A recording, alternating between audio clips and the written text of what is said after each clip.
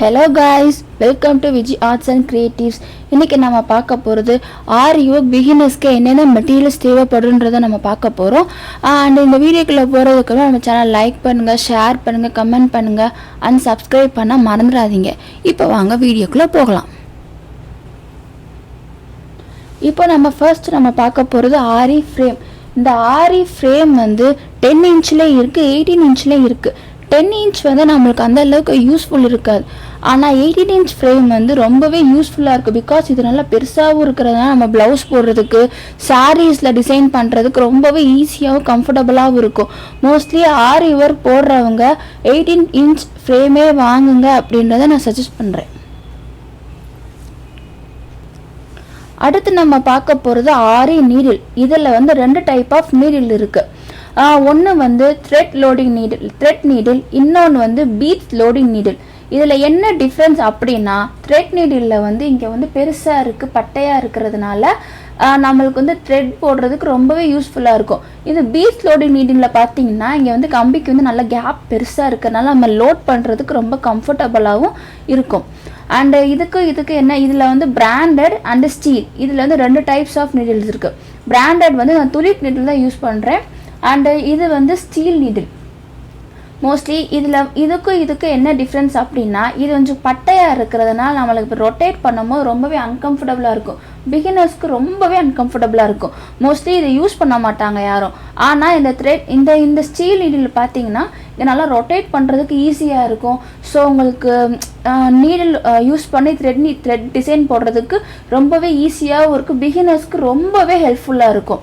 And இதில் beads loading நீடில்னு company இருக்குது. But அதில் வந்து அந்தளவுக்கு பீட் வந்து லோட் பண்ண முடியலை. ரொம்ப கஷ்டமாக இருக்குது. அதனால நான் அதை யூஸ் பண்ணலை.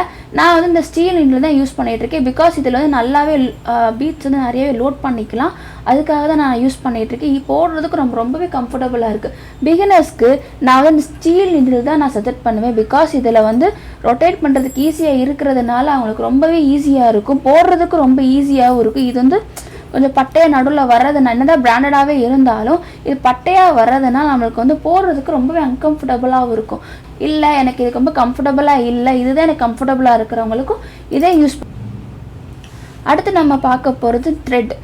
இது வந்து மிஷின் த்ரெட். இந்த மிஷின் த்ரெட்டு தான் ஃபஸ்ட்டு பிகினர்ஸ் வந்து டிசைன் போடுறதுக்கு, செயின் ஸ்டிச் போடுறதுக்கு ஃபஸ்ட்டு யூஸ் பண்ணுவாங்க.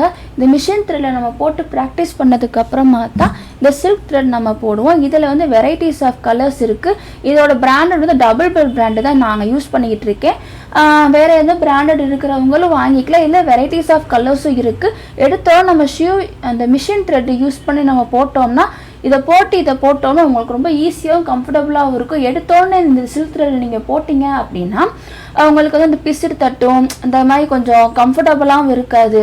ஸோ நீங்கள் இதில் ப்ராக்டிஸ் பண்ணிவிட்டு அதுக்கப்புறம் நீங்கள் இந்த சில்க் த்ரெட் யூஸ் பண்ணுங்கள். உங்களுக்கு ரொம்பவே ஈஸியாகவும் இருக்கும். அண்ட் இது வந்து ஜரி த்ரெட். இந்த ஜரி த்ரெட் வந்து ப்ளவுஸ் டிசைன்ஸஸ் போடுறதுக்கு ரொம்பவே யூஸ்ஃபுல்லாக இருக்கும். நான் நம்பர் வந்து 753 தான் யூஸ் பண்ணுறேன். இது ரொம்பவே நல்லாவும் இருக்குது. இதுலேருந்து வெரைட்டிஸ் ஆஃப் கலர்ஸும் இருக்குது. நம்ம வர வீடியோஸில் எல்லாமே நான் எக்ஸ்பிளைன் பண்ணுறேன். அடுத்து நம்ம பார்க்க போகிறது கட்டர் வந்து எப்போவுமே கையில் வச்சுக்கோங்க. சிசர் எதாவது கட் பண்ணுறதுக்கு, நூல் கட் பண்ணுறதுக்கு எதுக்காக யூஸ் ஆகும். அடுத்து நம்ம மார்க்கர் யூஸ் பண்ணுறேன். இந்த மார்க்கர் வந்து நான் பென்சில் யூஸ் பண்ணிக்கிட்டு இருக்கேன். நீங்கள் எனி மார்க்கர் வேணால் யூஸ் பண்ணிக்கலாம்.